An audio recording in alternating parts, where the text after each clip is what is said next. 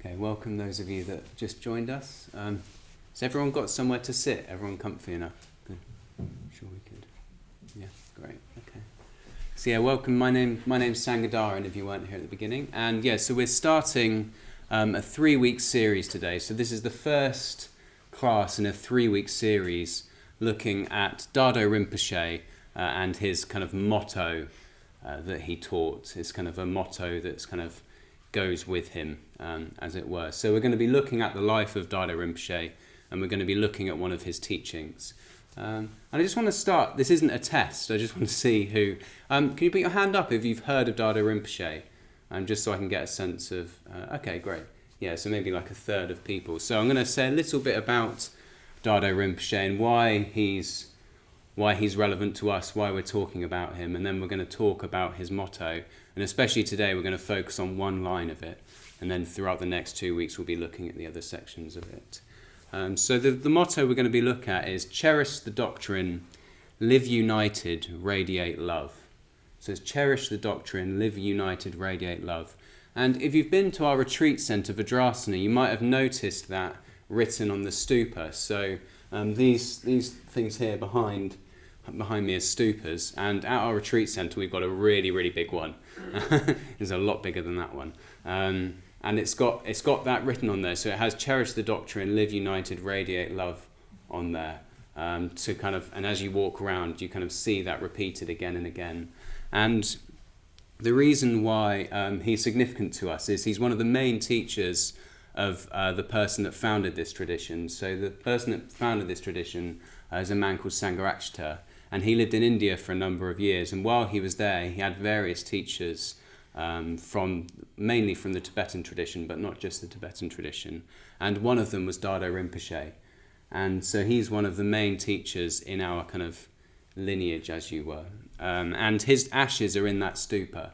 So that's why his motto is there, because his ashes are in that stupa. And actually lots of the retreat centres in our tradition have his ashes in.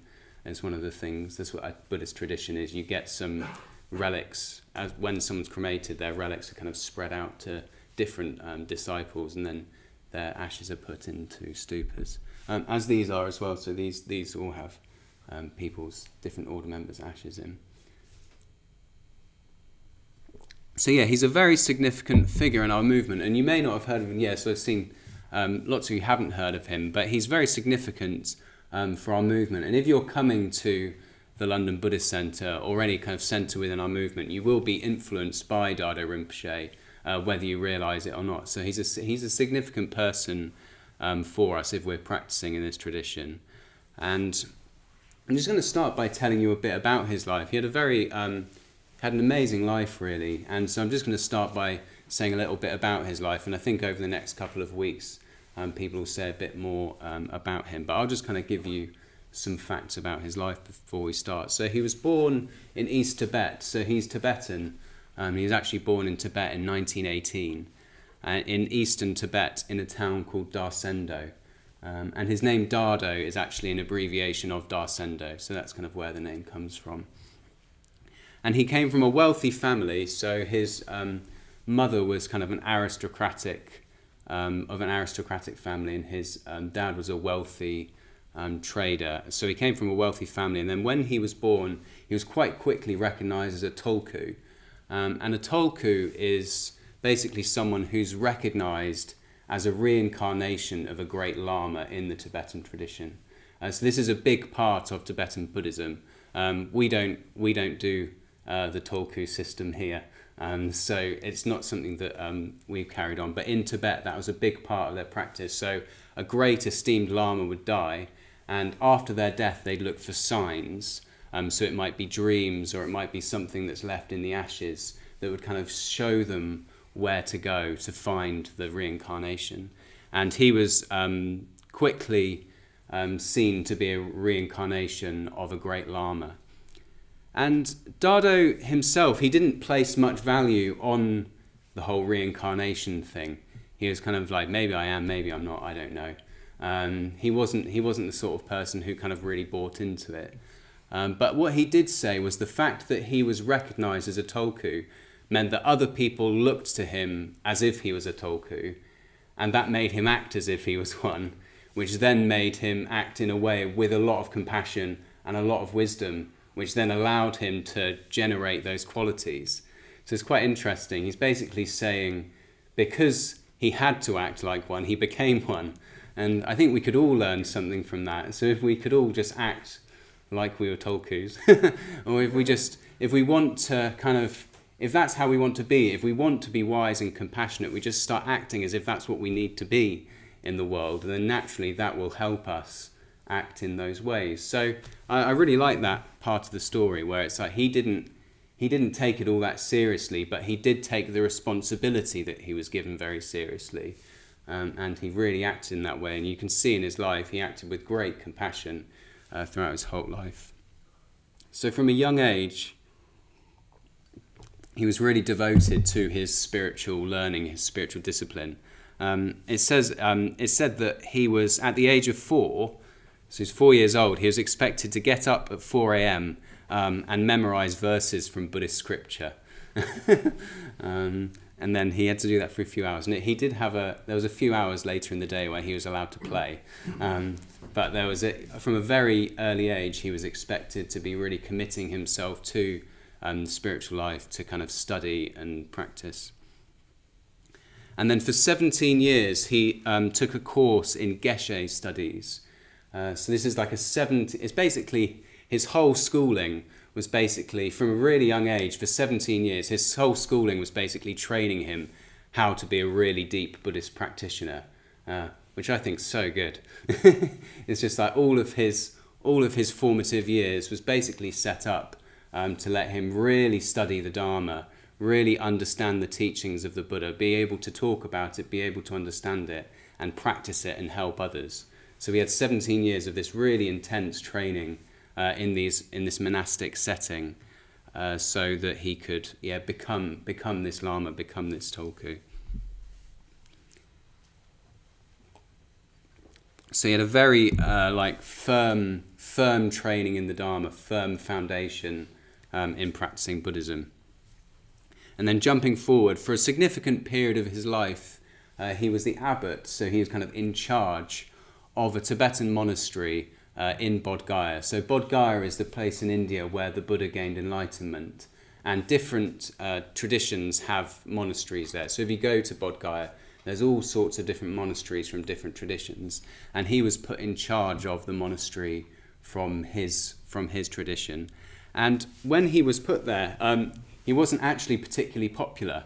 Apparently the people that lived there didn't really want to practice Buddhism. They didn't really want to take it very seriously, whereas when he turned up, he was like, no, if we're going to have a monastery, we're going to be practicing Buddhism, we're going to be following the teachings of the Buddha. So he wasn't always that popular when he was there, but he was extremely principled in wanting people to practice if he was going to be in charge of this monastery. And then as time went on, it became more and more clear that China were going to invade Tibet. So it didn't happen straight away, but the signs were there for quite a long time, it seems, and more people kind of could see that was the way it was going, and Dardo could see this as well. And he saw that if Tibetan culture was going to be preserved, it was going to need to be preserved outside of Tibet. It wasn't going to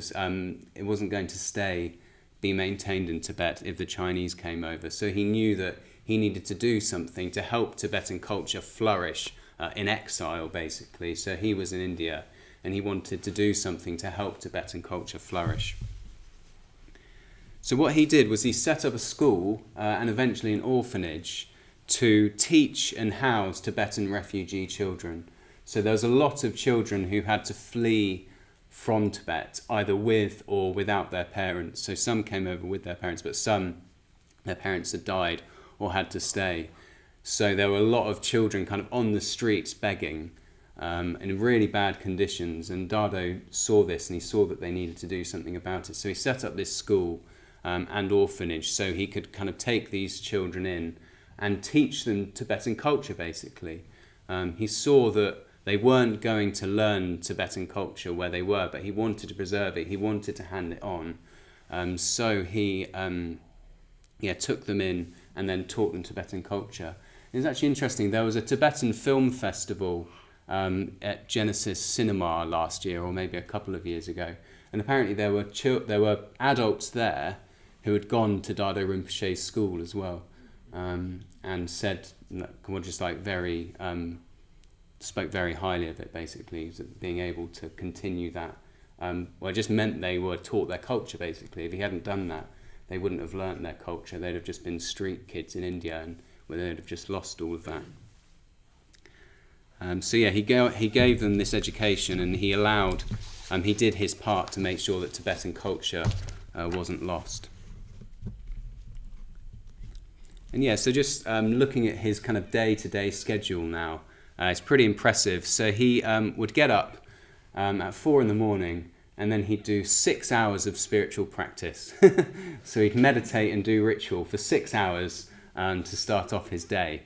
So he'd kind of do multiple visualization practices. Apparently he'd do a visualization practice while he was brushing his teeth. There's a specific one he did while he was brushing his teeth, and then kind of all of these rituals. So he did that for 6 hours. And then at the end of that, he'd then spend the rest of his day working on this school, working in this school with these children, just pouring all of his energy into that. So he kind of started his day with a heavy dose of personal practice as you were, kind of working on his mind. And then the rest of it, he'd just spend pouring out to help these children. And then apparently he'd usually go until about 11 in the evening, but sometimes he'd end up working until about 1 a.m. But regardless of when he went to bed, he still got up at 4 and then carried on with his day again, so doing the 6 hours of practice again. So it's a very, very remarkable practice. I read his autobiography. I think I was on the solitary, no, not auto. I read his biography while I was on solitary retreat, and I was like, oh my. It's very impressive what he's doing. I was like, I am not doing that right now. Wasn't doing awfully, but I wasn't doing that. So yeah, this was while he was in Kalimpong, which is in kind of northern India. So Kalimpong was quite significant because it was one of the trading towns nearest Tibet. So a lot of the Tibetans that fled ended up going through Kalimpong, and a lot of the eminent Tibetan teachers ended up passing through Kalimpong when they were fleeing. And Sanghadharin, who founded our movement, he hadn't founded the movement at this time. He kind of moved over to India, expecting to stay there forever. And he was told by his teacher to stay in Kalimpong for the good of Buddhism. So he just thought, I'm just going to stay here and I'm going to work for the good of Buddhism. And it just happened that when he was there, all of these amazing teachers were passing through. He's just really lucky to be there at the time when all of these teachers came through. So we ended up getting teachings from lots of different kind of very important teachers within that tradition. Within the Tibetan tradition. So if you look at the great teachers of the time, Sanghadharin actually had contact with a lot of them who are kind of like really revered throughout the whole of Tibetan Buddhism. But yeah, while he was there, Dardo Rimpoche was in Kalimpong as well, and they developed a friendship together, basically. Sanghadharin and Dardo Rimpoche formed a friendship. And Dardo said that up until that point, his relationships with his students had been very formal. There was, in Tibetan Buddhism, there's very much kind of the guru is sat up very high, kind of gives initiations from a distance, and maybe there'll be some interviews one-to-one, but the contact and the interaction is very formal. And he said this is the first time that he developed a friendship between a disciple. And it was much more of a friendship that was formed between them. And they both learnt from each other as well. They both inspired each other, and they both learnt from each other. And yeah, this friendship is very significant for us. So you may have heard within our tradition, there's a strong emphasis on spiritual friendship as a practice. So the idea that we want to be forming deep friendships with other people who are also wanting to work on their mind is a really big emphasis in our tradition. And this connection between Dardo and Sanghadharin is probably one of the founding. This is where that idea first started for Sanghadharin, really, because he had this teacher who he really looked up to, he really admired, he was learning a lot from, but also they had a friendship that meant they could connect in that way as well. And we've kind of our traditions now kind of imbibe that relationship, and that's how kind of we view spiritual friendship in this tradition. And yeah, Dardo was deeply impressed by Sangharakshita's ability to learn the Dharma, but not just learn it, but then also teach it straight away. And yeah, so he's really encouraging of Sangharakshita returning to the West and spreading Buddhism, which is what Sangharakshita ended up doing. He came back from India and spread Buddhism in the West. And yeah, as the movement developed, many order members, so people that were ordained into our movement, ended up going back to visit Dardo Rimpoche as well. He was alive for about 20 years while the movement was still going. So lots of order members went back and had personal contact with him. And he said that he saw no distinction between Sangharakshita's disciples and his disciples. So he felt a strong connection to this movement as well. So it's not just that kind of we look up to him, but he felt a strong connection to the movement that we're a part of. And yeah, his school also there's a charity set up within our movement to help projects in India as well, and his school was helped by that charity as well, Karuna. And then in 1990, Dardo Rimpoche passed away, so about 35 years ago, now he passed away. And yeah, there's lots more you could hear about Dardo Rimpoche, but that's kind of a brief overview of his life. And if you wanted to hear more, I recommend, we had a day the other day celebrating his life, and Suvajra, who wrote a book, he wrote the biography on Dardo Rinpoche, he did a talk on Dardo Rinpoche's life. So if you go onto our podcast, you can hear that talk. It's a really good talk about like a more full account of Dardo Rinpoche's life. So yeah, that's a little bit about Dardo Rinpoche. And then his motto was cherish the doctrine, live united, radiate love. And that was kind of his view on the Dharma. But also it was the motto of his school as well. So that was what he was trying to imbibe in the children he was teaching. Okay, so what we'll do now, we'll meditate now, and then in the second half we'll kind of go into cherish the doctrine. So if you want to set up for meditation, okay, great. So yeah, we're gonna move into looking at the first part of Dardo Rinpoche's motto now, which is cherish the doctrine. And I'm going to start with how any great Dharma talk starts, is with a dictionary definition. So I'm going to start with, it was an online dictionary. I don't think I have a dictionary anymore, but so it's cherish the doctrine. So we're going to look at cherish. So the definitions I got were to hold something dear, and to keep a hope or ambition in one's mind. So to hold one's dear, or to keep a hope or ambition in one's mind. And then I made one up myself, which I liked, which is to place our heart on something. So that's what I kind of think of when I think of cherish, is place our heart on something. But that's my one, so if you quote it, quote me.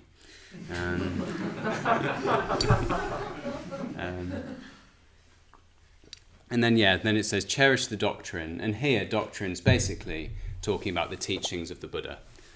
So it's the teachings that the Buddha taught, and all the teachings that have developed since then. But I thought we'd start by just clarifying actually what is the Dharma. You might hear this word a lot if you come along.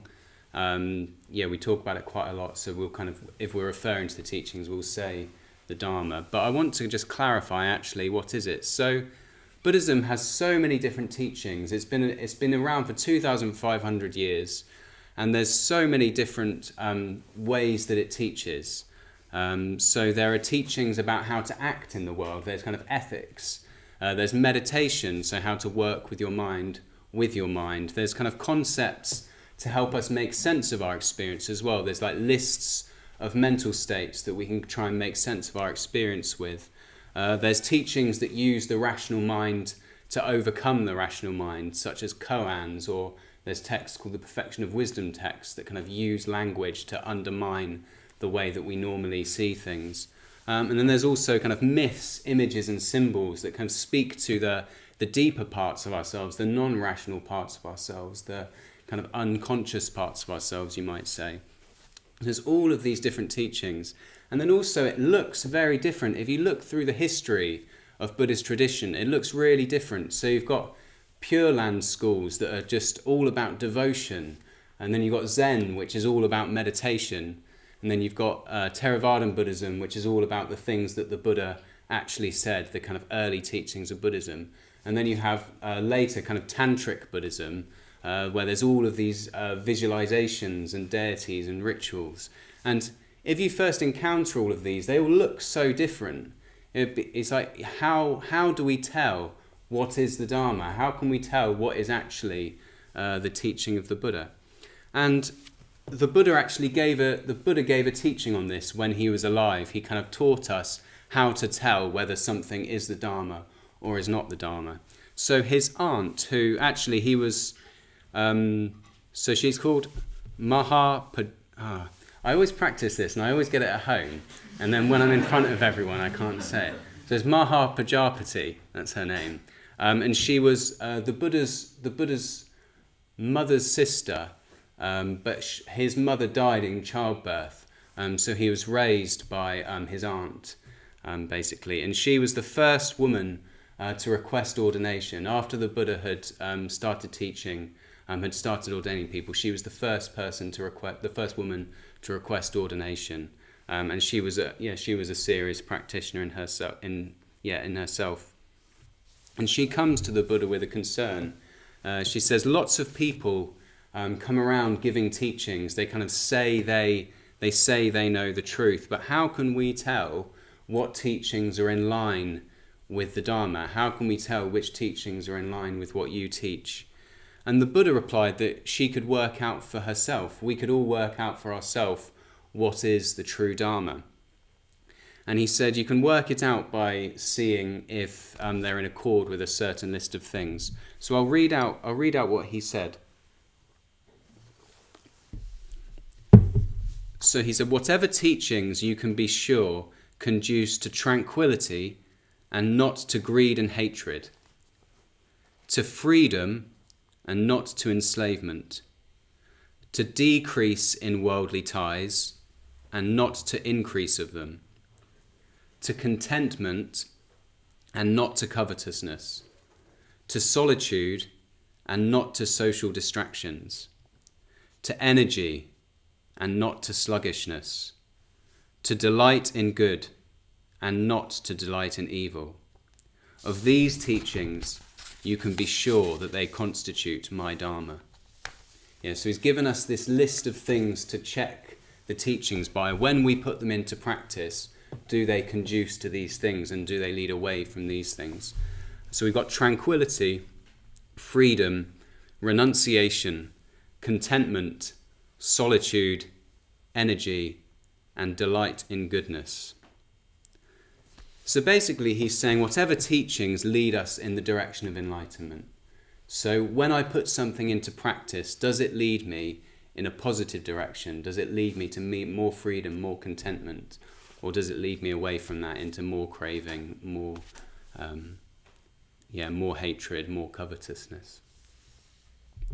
So when I say that list, do people recognize, if they've been meditating or practicing for any time at all, do people recognize that they've moved in this direction at least a little bit? Do people? Could anyone say anything about that? What kind of stands out? Yeah, Martin. Yeah.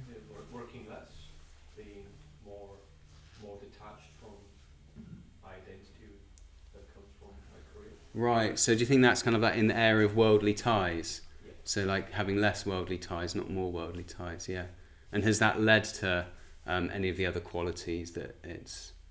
Yeah, it's kind of related, right? So more tranquility, more kind of openness, love towards the world. Yeah. Yeah, great, thank you. Anyone else? Any thoughts? The solitude is an interesting one, Hmm. and quite applicable, I think, when you're in a big environment such as London, Hmm. because you can get quite distracted by those various different social circles. and have a desire to fulfill certain criteria. So I suppose solitude is an important factor to cultivate. Yeah, yeah, and I think it's not talking about solitude in terms of being a loner, kind of like being lonely. It's not encouraging that so much. It's encouraging more of a sense of being self-sufficient. I think that's kind of the way to put it. It's kind of like I can tend to myself. I can kind of get my needs met. Not all, but that's not even the right way to say it. It's kind of just a sense of I'll be okay, regardless of what goes on with other people. It's not that we can't interact with other people. It's just that we're not trying to get other people to make us okay in a certain way. It's like a deeper sense of, yeah, I'm okay as I am, and then I can interact in the world fully rather than having to try and get other people to kind of make us whole. I think that's more what it's getting at with solitude than just being by ourselves. But definitely time by ourselves is helpful for practice, and also the willingness to spend time by ourselves and be okay with that implies some level of that self-sufficiency. So there are certain things to practice the Dharma. There are certain things we all need to do, and there's kind of like some foundational things that if everyone did, especially kind of early on when we're getting involved or when we're starting to practice Buddhism, there's some like core things that we'll all need to do. So we'll all need to start looking at our ethics, and we need to start looking at how we're acting in our lives, what effect that's having on other people, and what effect that's having on ourselves. When I act in this way, does it lead to positive states of mind or does it lead to negative states of mind? And then does it lead to kind of a better atmosphere or better other people around me feeling better or other people around me feeling worse? So we all need to start looking at what we're doing day to day in our lives outside of meditation, which leads me on to meditation. So we all need to be practicing meditation as well. We need to be developing awareness, and we need to be developing positive emotions. That's what we're doing in the first half. We're doing the Metta Bhavana, which is very much about cultivating positive emotion, cultivating kind of like compassion and loving kindness and openness to other beings. But we're also cultivating awareness. Whenever we're turning towards kind of our experience, our inner world, we're also developing awareness. So they're kind of two fundamental things that we need to be developing if we're wanting to practice, if we're wanting to work on our minds. And then also just learning foundational Dharmic teachings. So there's a few teachings that the Buddha taught that are just really core, that make sense of everything else. So kind of understanding craving leads to suffering, hatred leads to suffering. There are ways that I can act that lead to less suffering, such as following the Noble Eightfold Path, which is kind of seeing more clearly, getting my emotions on board with that, acting better, looking at how I am at work, looking at how I'm talking to other people, all those sorts of things. There's lots of foundational teachings that the Buddha taught that they're not kind of really, they're not really hard to grasp. They're very applicable and they're very helpful in our lives. So if we want to be practicing Buddhism, we want to have some basic understanding of the Buddha's teachings. And another thing to be doing is developing connections with other people that are practicing as well. That's a really strong emphasis in Buddhism, is that we want to be practicing alongside other people. We want to have other people who are also practicing, trying to move in the direction that we're moving in, to kind of support us, uplift us, encourage us, and course correct us if we need it. Yes, we want people who are more experienced than us to kind of help us and they can see more because they've done it longer than we have, but we also want people who are doing it alongside us, people who are at a similar stage, and you can really feel like, oh, I'm doing this with people, I've got friends that I'm doing this with. And then as we start to practice more, we'll have more to offer other people as well. So when people are newer to the practice, we'll be able to start helping people. So it's really important that we're engaging in all of these sorts of ways if we're wanting to really practice the spiritual life. Yeah, and then finally, we'll want to be engaging in some sort of devotional practices, some sort of practice that's putting us in touch with something higher than we are now, some consciousness that we want to move towards, and feeling an emotional connection with that. So these kind of all lay the groundwork for our spiritual life. So when thinking about the doctrine, it's kind of taught, this is kind of the groundwork of that teaching. That's the groundwork of the Dharma. So I'm saying these are things that we all need to be doing, but also we all have different temperaments. And this is something we need to take into account as well if we're trying to practice. We all have different temperaments that will lead us to being more drawn to one thing or another. Yeah, so if we're particularly rational, there are people who are just naturally have a very good rational mind.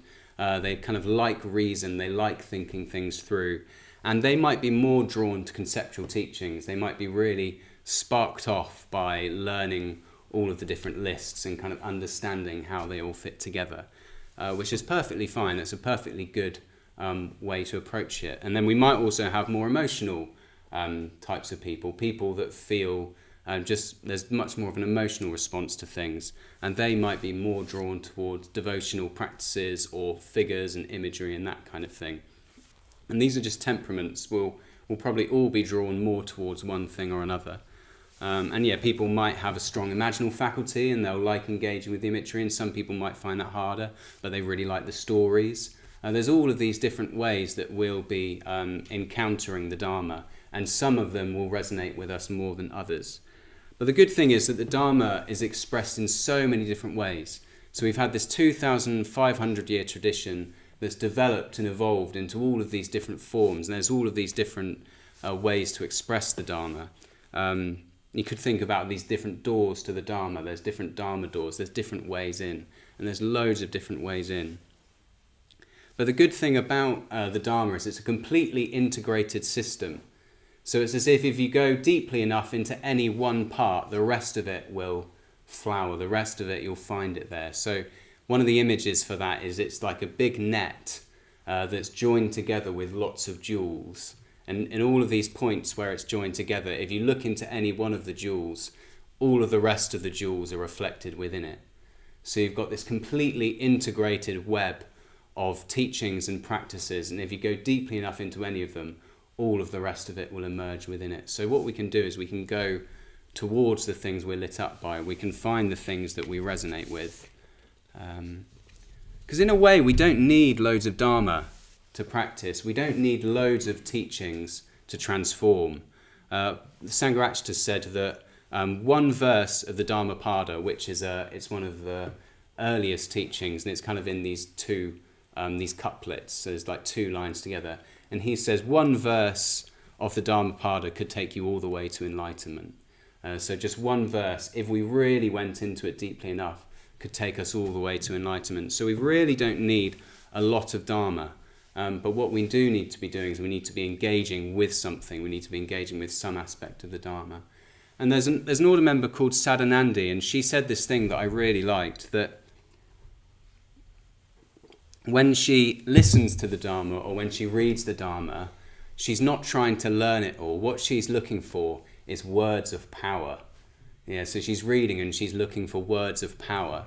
And she said what words of power are is words that can change your life, which I really like. So when she's listening to the Dharma, when she's reading the Dharma, what she's looking out for is words that can change your life. And so these are teachings that when you hear them, your heart goes, yes, that's right. There's some deep resonance with it that says that is the truth. And for some reason, it might be obvious or it might not be obvious. This is really relevant to me right now. This is really important for me to change in the direction that I want to change in. So yeah, we're looking for these words of power.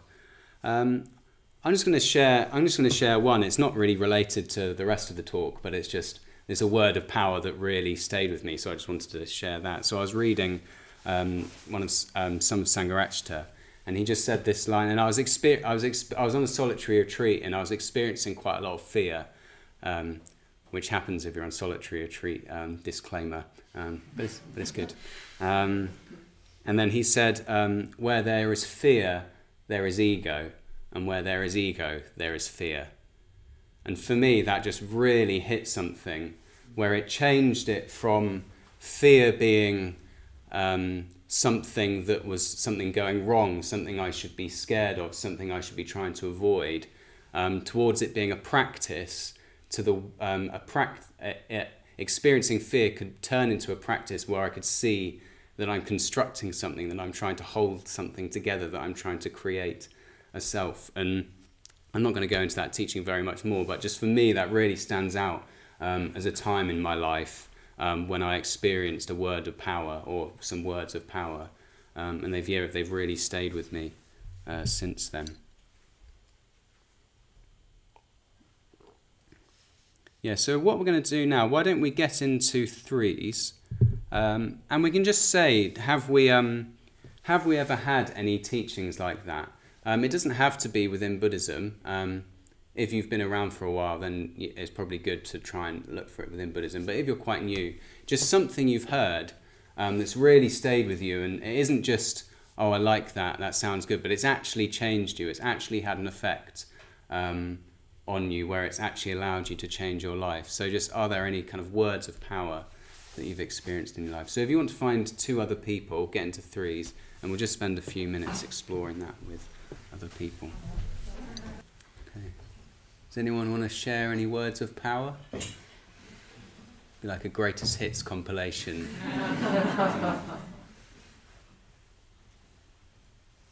Yeah. One of the ones that struck me when I first came along was you're not your thoughts, Mm. you're not what you think. Mm. And that was really like this, I don't know, like, oh, there's like a lot more to me than just whatever happens in my mind, or whatever, at any given moment. And then I remember hearing soon after, you are what you dwell on as well. And it's like, oh, it's sort of both sides, like you are what you think and also you're not what you think, or something. Yeah. That was kind of mind blowing. Yeah, great, yeah. Yeah, they're definitely words of power. That's good, yeah, great. I'm not going to explore them in too much depth because they'll derail my talk if we go down too many, but it's good to hear them. These are like good examples of words of power. Yeah, Nick? So this is a quote from Ratnagosha. One big implication of an interdependent universe is that every action affects the whole. I'm really strong that every single thought, action, and word affects everything. It ripples outwards. Very, Great. Just adding meaning to everything that's happening. Yeah, it's lovely, yeah. The first line of the Dhammapada, experiences are preceded by mind, led by mind, and produced by mind. So the fact that I'm experiencing the world and I have power and agency to change my experience. I'm not stuck. Yeah, great. Yeah, thank you three. So can you see how these are just short sentences, or a couple of sentences, that if you really kept them with you and turned them over, and they'd have a transformative effect on your life. So that's what we want to be looking for when we're encountering the Dharma. We want to be understanding it, but we also want to be finding these kind of gems that we can keep with us and cherish them. Yeah, so it's cherish the doctrine. We're looking for things that we can cherish, that we can take into our hearts and hold them with us so that they can transform us. And it's important that we do this with what resonates with us. It needs to be honest, it needs to be authentic, it needs to be things that actually resonate with us, teachings that actually kind of have an emotional effect on us. And I think it's nice hearing you three talking, because you can see in the way that you talk about it that it's had an effect. You can see that you're kind of moved by them. So this is what we're looking for when we're engaging with the Dharma.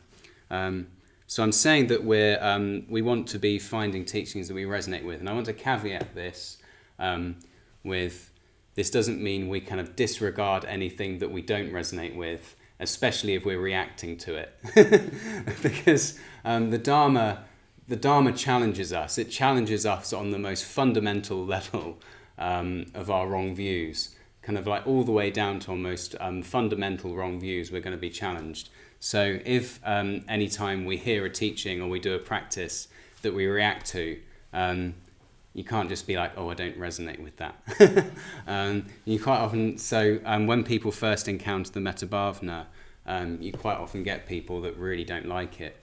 And it's normally because they just need to be more in touch with their emotional life. The Metta Bhavana is a practice that requires you to look at your emotions. It requires you to look at your the way that you're interacting with other people. And that can be really difficult. And if we're not very in touch with our emotions, we really don't want to do that. So we can react to it. So yeah, it's important that we're aware of what we're resonating with, But that, looking for what we're resonating with, doesn't mean that we disregard things that we react to. Yeah, we got that. So we want to have our emotions engaged, though. We want to have our emotions engaged in the spiritual life, and this is in all aspects of the Dharma. So we want to be emotionally invested in our ethics, in our actions. We want to be emotionally invested in our meditation, in our friendship. But what we're looking at today, what we're focusing on today, is the teachings, the doctrine. So we're looking to cherish the doctrine. So this is specifically cherishing the teachings of the Buddha. And so we can reflect on, do we cherish the Dharma? Do we really cherish the teachings of the Buddha? And if we're honest, lots of us, I'm not saying lots of us, like a lot of us won't cherish the Dharma. A lot of us will cherish different things. And the things that we cherish really are sense experience. Yeah, so we cherish pleasant sights, pleasant sounds, pleasant smells, pleasant tastes, pleasant feelings. Pleasure, basically. Pleasure of the senses is what we really cherish most of the time. We're kind of in the sense world and we want pleasurable sense experiences. That's what we're cherishing pretty much all of the time. But the problem with these pleasurable experiences is they don't last, and when they stop, or if they don't come when we want them to, then we suffer. So it's not reliable. It's not reliable to cherish our sense experiences. And there's words for this. There's karma chanda, which is the desire for sense experience, and there's dharma chanda, which is the desire for realizing the truth of the Dharma. So kind of chanda means desire or volition towards. So there's karma chanda, which is desire for sense experience, and dharma chanda, which is desire for realizing the Dharma. And by cherishing the doctrine, we're basically trying to move towards dharma chanda. We're trying to develop that desire for the Dharma, that desire for that freedom, that liberation that the Dharma can give us, and away from the limited pleasures that sense experience can give us. So we want to be moving more and more towards dharma chanda. So that I brought that in it's another way of thinking about this cherishing. It's this desire to move towards. Yeah, so Buddhism talks about levels of wisdom as well. So what we need to do is to let the Dharma sink in on deeper and deeper levels of our being. So we'll encounter the Dharma and we need to let it sink to deeper and deeper levels of our being. And it talks about these 3 levels of wisdom. So what I'm going to do now, I'm just going to go through these 3 levels and we can kind of see how they apply to our lives. So the first level is wisdom through hearing. So this is Shruta Mai Pranya, which is, is the wisdom through hearing. It's basically when we hear the Dharma. So we've all done that because you're all doing it right now. So you're in a talk, you're listening to the Dharma. If you've read a book about the Dharma, if you've listened to a podcast or watched a YouTube video, anything where you've come across the teachings of the Buddha, this is the wisdom through hearing. It's the first level of wisdom. So whether it's reading, listening, studying together, we're hearing the teachings of the Buddha. And what's important with this is repetition. It's important that we're hearing the Dharma again and again and again. It's not enough to just hear it once with this.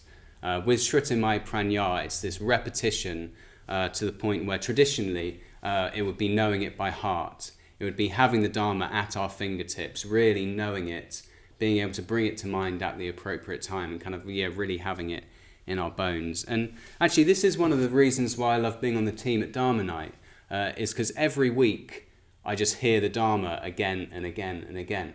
And often I'm hearing something I've heard before, but put in a slightly different way. And what that does is it allows me to be exposed to the Dharma again and again and again. And the reason why it's important to hear the Dharma and to repeat hearing the Dharma, and when I say hearing, it's including reading, etc., is each time there's a potential for a new understanding. There's a potential for it to sink down on a deeper level. Because in a way, from a dharmic perspective, we never hear the same teaching twice.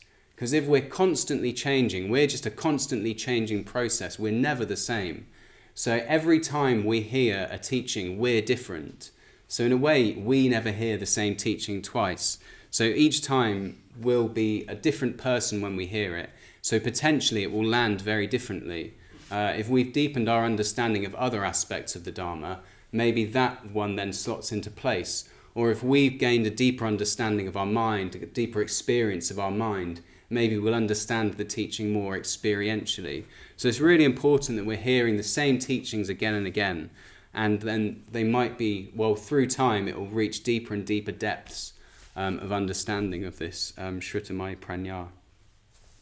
And once people have been coming along for the Buddhist Centre for a couple of years, I'm sure lots of you experienced this. You'll have heard the life of the Buddha multiple times. I had this when I first came along. It was kind of the first couple of years. It's like, I'm hearing the life story of the Buddha again. And understandably, people are a bit like, boring, and like, again. But actually, in a way, it's missing the point. It's understandable, but it's missing the point. The implications of the life of the Buddha are so deep. We do need to be hearing it again and again and again. We need to be understanding the incidents of the Buddha's life story again and again and again, understanding the deeper implications of what it's really getting at. Because as we go deeper into our spiritual life, as we understand ourselves and our mind more, we'll see deeper implications in the life of the Buddha. And that's why we keep on telling it. That's why we need to keep on turning over the life of the Buddha in our minds so that we can understand what it's getting at on deeper and deeper levels. So part of the practice of that is, can I hear the same teaching and stay receptive? I think when we've heard the Dharma, lots, if we've kind of got a basic ground of Dharma teachings, the practice then becomes, how do I hear the same thing and stay receptive? How do I not just switch off and think, I've heard this teaching before, or like, I've heard the 3 levels of wisdom before, when can I go home? It's how can I stay receptive to the teachings, even though conceptually I know it, but understand there's deeper for it to go in. So staying receptive to the teachings. Okay, so that's wisdom through hearing. And then the next stage is reflecting. So it's wisdom through reflecting. And this is Chintamaya Prajna. So this is, once we've heard a teaching, once we kind of know a teaching and understand the teaching, we then need to reflect on it. So in Buddhism, you don't learn the Dharma to become clever. You don't learn the Dharma to become more intellectual, to be able to discourse and prove how good you are at the Dharma. And that's not why we're doing it. We're learning it so that we can start reflecting on it and so that we can start applying the teachings to our lives, basically. The Dharma isn't meant to be just stay on the level of concepts. It teaches in concepts so that we can look at our life through that lens, so we can start applying the teachings to our life and understand what's going on in our life, in our mind, more and more deeply. I keep saying the word deeply, but the whole point of the 3 wisdoms is we're going deeper, so you're probably going to have to bear with me as I keep on saying deeply. And so, yeah, we reflect on the teachings, we apply them to our lives, but also we want to be interrogating them for ourselves. We don't want to just be thinking, yeah, that's what the Dharma says, got it. We need to be interrogating them to think, actually, is that true? I've heard this teaching, is that true? So it's really important that we're asking questions of the Dharma. We're asking questions to try and find out for ourselves, is what the Buddha taught true? Is what Buddhism says true? So we need to be asking questions, and this might be questions that have arisen from encountering a teaching. There might be a teaching that you don't understand or a teaching that you don't agree with. Or it might be that your life just presents you a problem and you have to think, how do I work with this? What would the Dharma say about this? Is what the Dharma says about this true? So it could be, does craving actually cause me suffering? Okay, so Buddhism says that craving is the cause of suffering. Actually ask, does craving cause me suffering? Look into our experience and think, is that actually true? When I have craving, do I actually then suffer? Because we need to be finding out for ourselves, we need to be understanding for ourselves whether that teaching is actually true, so that we can believe it on a deeper level, so that we can believe that actually no, craving does cause me suffering, therefore I want to move away from it. And same, so are all things actually impermanent? Buddhism teaches that all things are impermanent, but actually, is it? You know, like I've been coming to the Buddhist Centre for 7 years, and that wall looks the same to me. Is that actually impermanent? I don't experience it as impermanent, so I need to interrogate it and actually think about it, think it through. Are all things impermanent? And then could be thinking, if I act generously, do I actually feel better? So Buddhism teaches that acts of generosity lead to a more expansive state of mind.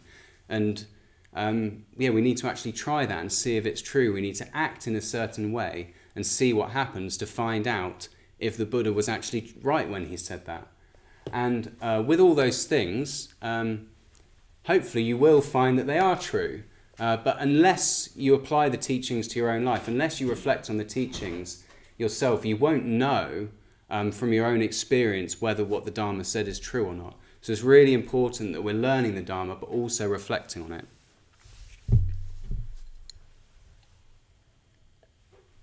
And yeah, this is just in relation to this. It's important that we take our doubts seriously as well. So when we're practicing, doubts will arise. Doubts will arise about ourselves. Doubts will arise about the teachings we've been given. The doubts will arise about our teachers, the tradition, all these sorts of things to kind of undermine the way that we're practicing. Doubts will arise. And it's really important that we take these seriously in a certain way and interrogate them and communicate with people about them. Because if we don't, they can just stay there as a kind of festering block towards us actually growing. Yes, there's a healthy type of doubt that's actually trying to get to the bottom of things, that's actually trying to find out the truth, that's actually trying to interrogate things so that we can understand for ourselves the truth of things.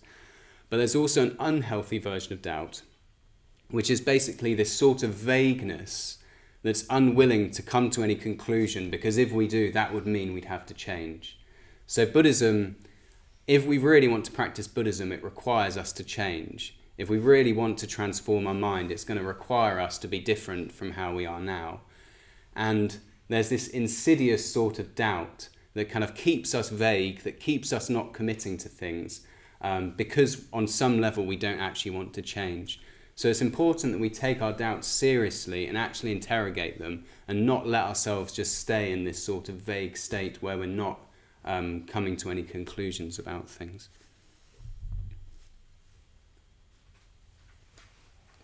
Yeah, and the reason we're doing this is basically so we can make the teachings our own. So we want to make the teachings not just something we've learned, but something we've actually experienced through our life, so that we can then apply it and understand it and communicate about it in concrete terms. Yeah, and then finally, the last stage is, traditionally it's translated as meditation. So we've heard the Dharma, we've reflected on the Dharma, and then the last stage is we meditate on the Dharma. But maybe a better translation comes from one of our rituals. And the translation is, this stage is the stage of realizing. So it's that we've heard it, we've reflected on it, and then we've realized it. And this is basically the stage where we see into the truth of things, where on the deepest level we've seen into the truth of things. And these are the moments that transform us. They're the moments where we kind of see fully what the Dharma's getting at in a non-conceptual way. It's as if we're seeing it with clear eyes. And it becomes not just something that we're convinced of, but it becomes something that we know, that we experience, that we embody. So we're then not just, we haven't just learnt the Dharma, it's that we're embodying the Dharma and we're living the Dharma. And from that place, that's just how we see the world. We're just seeing the world in Dharmic terms. And this is the stage of insight, basically. It's the stage of clear vision of actually seeing how things are. It's the development of wisdom. It's kind of the wisdom in its fullness, wisdom with a capital W. Yeah, so maybe I'll just finish. I'll just talk about an experience I've had with these three stages, just with one teaching. So this is just around the teaching of impermanence. So when I encountered Buddhism, I learnt the teachings of the Buddha in various ways. I kind of came to classes, I read books, I did a study group, and the teaching of impermanence was talked about a fair amount. And on some level, it's like, okay, yeah, that's right. Things are impermanent, and I kind of knew that. I knew that's what Buddhism said, and it had no effect on my life whatsoever. And it's kind of okay. I can say that now. I can say I can say that Buddhism says that, and because I think of myself a Buddhist, I think that. But if you looked on a deeper level, I didn't actually think that. And then gradually, as I've practiced, as I've brought that teaching to mind more and more, I've seen more and more places in my life where that is true. Yeah, so I've kind of tried to keep it in my mind as I'm going through my life, and I've seen more and more places where it's true. So one of the main places I do this is on retreats. So I'm on a retreat, and you can see there are these conditions that have come together. You're there for a while. At the beginning, it's like, oh my God, I've got 10 days here. This seems so far away. And then as you go through it, time passes, and then before you know it, it's ended. And that's a good opportunity to reflect, oh yeah, this is impermanent. It's an experience that has arisen and it's passed. And I've done that lots of times on different retreats and seen, okay, yeah, there are, those things are impermanent. And also just larger stages of my life, kind of keeping them in mind over stages of my life, especially there was a time when I was in my last year. I used to be a primary school teacher, and in my last year of teaching at the school, I just really didn't want to be there. I was finding it really hard, and I really just wanted to leave, but I wanted to stick out the end of the year. So I had this kind of 9-month year ahead of me, and I could see part of me was just really trying to get to the end of it. It was really just trying to push experience to the end of it. And one of the things that kept me going was bringing to mind, this is impermanent. It's difficult now. I'm finding this hard right now, but it is impermanent. And at the time, it didn't feel it. But now I can see it definitely was, because it's over. It's done. I'm through it. It's definitely over. And so that was by keeping impermanence in mind throughout that, I did become a little bit more convinced, even the difficult parts of my life, even the difficult stages of my life, they are going to pass. They're not going to last forever. And I think when I've found setups that work in my life as well, I've tried to bring in the reflection, actually this is good, but at some point it's going to change. Either the conditions will change, so they're not like this anymore, or I'll change and actually the conditions just won't work for me anymore because I'm different. And I'm trying to keep on bringing that to mind, so that I don't fall into a delusion of happily ever after, basically. When we find ourselves in situations, it's not to undermine them or not appreciate them. In a way, if we understand that they're impermanent, we'll appreciate them more, because we'll know that it's an impermanent thing and we'll make the most of it. So there's all of these different ways we can kind of reflect on impermanence and bring it into our lives. And I guess the last stage of realizing, and this isn't, I'm not making a definitive statement here on anything. There's definitely large parts of me that still don't believe things are impermanent, that still believe things are going to stay the same. But I have had some experiences in meditation where it's as if I was in a way of experiencing the world that was completely different. And there was, so this was when we get ordained, we go on a long retreat. So there's an 11-week retreat where we do a lot of meditation. And I was kind of in the midst of this, on this meditation retreat. And in meditation, a memory basically came up of a time when I was at university, and there were all the people in my life at university. I don't know why that came up. It's just that image emerged in meditation of all the people that I was friends with and were around at the time of university. And I basically saw that I in my mind, on some level, I believed that if I wanted to, I could go back to that time of my life and just pick up where I left off. And as if everyone there was just there, like keeping things exactly the same, just waiting for me to come back if I wanted to. And if you'd asked me if that was happening, I would have said no. But on some deeper level, I saw that that's how I was experiencing the world. I was experiencing it as if I could just go back in time. Nothing else would have changed. I'm moving through this stationary, static world, and I would be able to go back and pick up if I wanted to. But I saw that actually this isn't true. Just as I've changed, they've all changed. Everything's changed. And that kind of expanded out to realizing all things are changing all the time. Kind of every single aspect of reality, of the universe, is constantly in this state of change. And it's as if there's this big wave just constantly going forward and nothing is untouched by it, or everything's part of it. And in a way I'm using images there because I can't describe the experience. It was an experience of just really feeling myself as part of this constantly changing, constantly moving flow of experience. And that was a strong experience of seeing, oh, actually I'm experiencing impermanence now. I've kind of learned about it, I've reflected on it. But for that time, in that meditation and a bit afterwards, I was just experiencing myself as impermanence, with all other things as impermanence, just flowing forward. So yeah, it's kind of the level of we need to learn about it, and then we need to reflect on it.